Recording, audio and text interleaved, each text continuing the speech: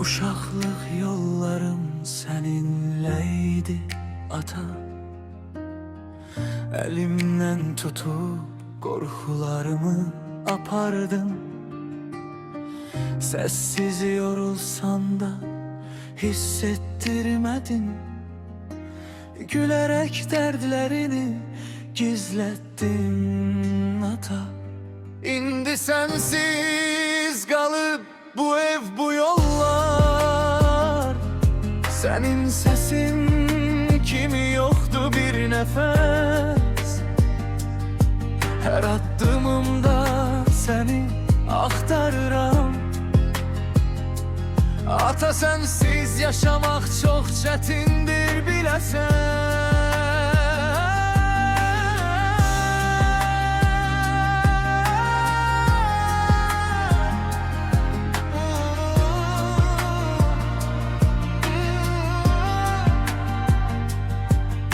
Son tikəni bizə verib tox dedin. Geceler fikire dalıp susardın. Mən büyüdükçe daha yaxşı anladım. Sen öz ömrünü bize həsrettin ata.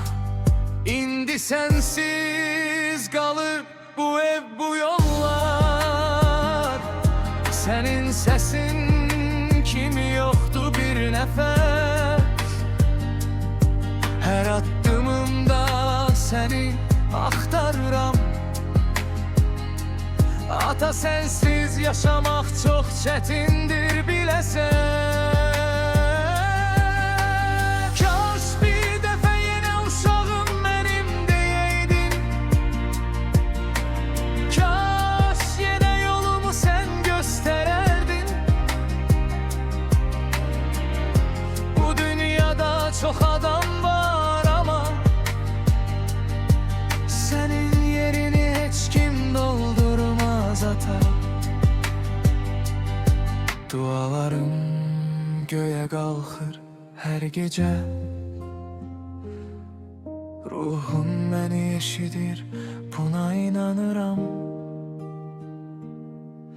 Sen yanımda yoxsan ama qəlbimdəsən. Səni heç vaxt unutmaram ata.